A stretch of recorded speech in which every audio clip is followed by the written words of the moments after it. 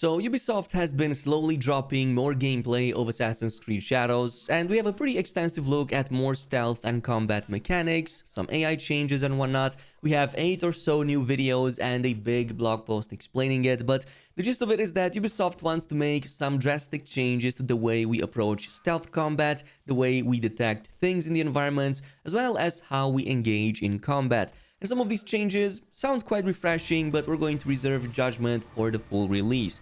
For the time being though, before we get into the video, I have a quick announcement to make. I'm giving away another copy of Assassin's Creed Shadows for all platforms. Just make sure that you're subscribed to the channel and maybe comment down below if you want to enter. We'll do more of these as we get closer to launch.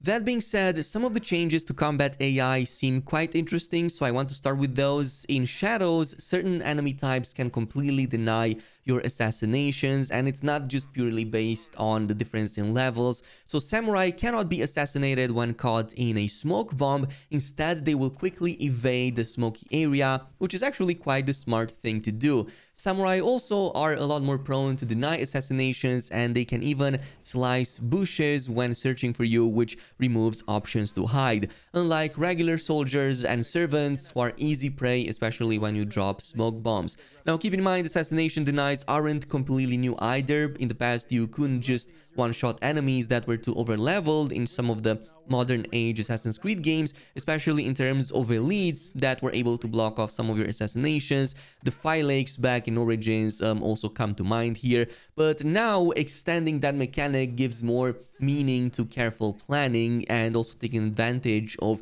your best upgrades. Another thing that they've done is that once alerted, enemies become a lot harder to trick the second and other subsequent times, as they assume that any trick that you do is just that, a trick to bait them. In fact, the game also expands the combat AI with a suspicion and investigation mechanic. So if you get detected and are able to disappear again, enemies will continue to search for you in pairs and will remain more suspicious going forward, which means tactics such as whistling to lure enemies in will only increase their suspicion even more, thus their ability to spot you. So I'm glad that you don't just get to whistle the entire album of Beatles and still have the enemies confused. That was something that was quite off-putting in the previous Assassin's Creed games, so I'm glad that Ubisoft is actually making some changes to that. Besides that, it seems enemies having a level based on their archetype and region is making a return, so neglecting hidden blade upgrades may put you at a disadvantage and can completely deny those assassination attempts, like I said. Moving on though, we have some extra details on the observation and eagle vision changes. Mind you, this is mostly focused on Naue, but the key takeaway here is that while she retains some of the staple Assassin's Creed features, namely eagle vision and heavy stealth-based combat, there are some key differences from previous modern AC games and also differences compared to Yasuke. Yasuke can still do stealth, mind you, but one big change is the removal of our eagle companion, as you may or may not know. So no more flying over enemy camps, marking everyone with air tags and then seeing them at every single moment through the walls. That is now pretty much gone, and your own character has to do all the work. To that end, Ubisoft showcased the new observe mechanic available for both of the protagonists. So the observation mechanic allows you to identify targets, tag and even monitor enemies, and highlight lootable stashes, collectibles, and quest markers. So you can see when you zoom in, like on buildings and whatnot, you can get a sense of what to expect from inside of those structures.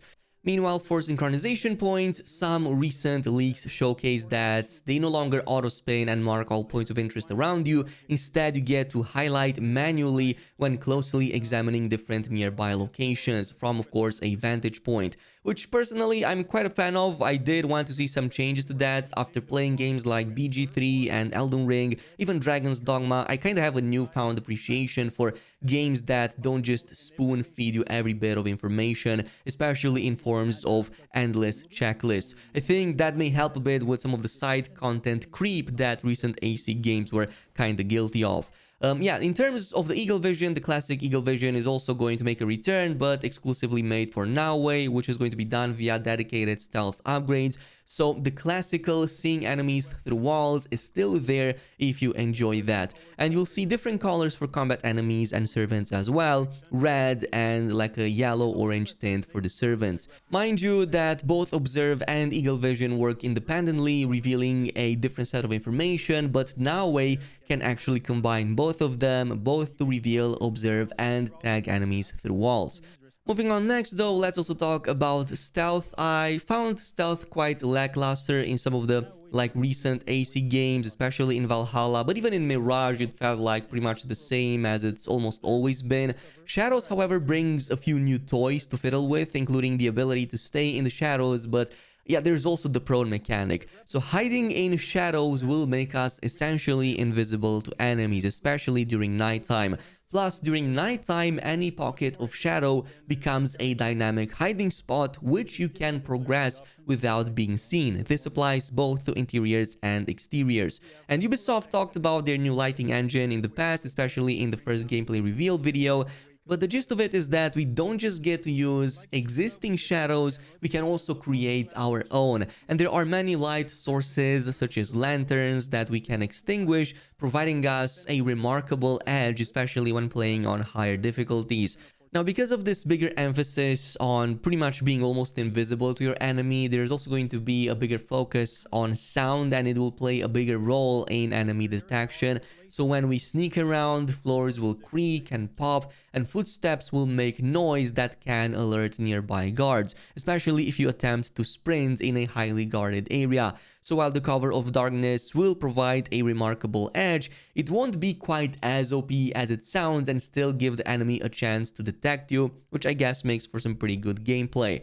That's why the prone mechanic comes in a little bit more useful here, and they've expanded a bit more about it. So it looks like a pretty sweet way to be even more silent and get in range for assassinations. There are some pretty awesome animations in there for it as well. But being prone also has its own set of moves, so they've detailed that you can press the dodge button while prone to roll to the side, front or back, making it easy to maneuver when a guard approaches, or to quickly hide in the bushes, or maybe in the tall grass, or maybe even in the openings and other crawl spaces. Yes, there will be crawl spaces for us to sneak through, and Nawe, being pretty much a very small character, has a lot of ways to sneak around through cracks and whatnot.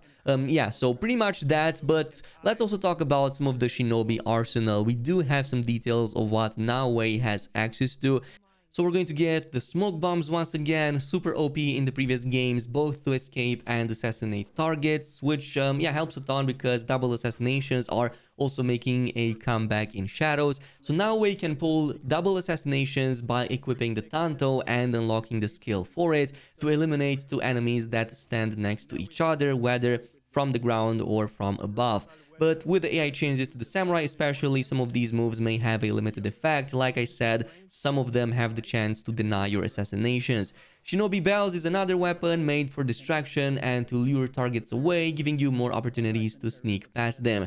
There's also the Kunai, basically the Shinobi version of throwing daggers, which can result in one-shot kills when aimed with precision. Now, the wording here makes it sound like you have to actually aim at the head to take down an enemy instantly, unlike, for example, in Mirage, where you could just throw and oftentimes one-shot an enemy regardless if you aimed or not. And finally, there's the Shuriken, another set of throwables that can momentarily stun enemies, but are also useful when thrown into the environment to cause distractions.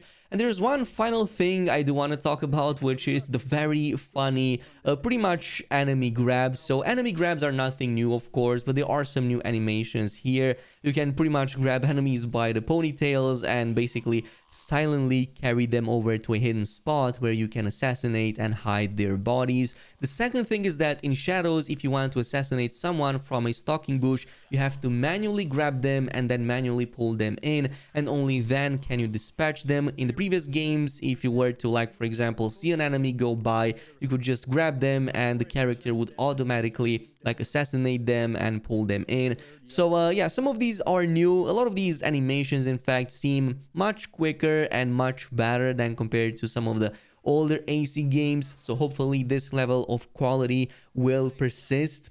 Hopefully that's going to be the case, but let me know down below in the comments, what do you think of some of these gameplay shots? Are you excited for AC Shadows? Have some of your concerns been put to rest? Or are you going to continue to maybe wait for a sale or avoid the game altogether? Thanks so much for watching, and I'll see you in the next video.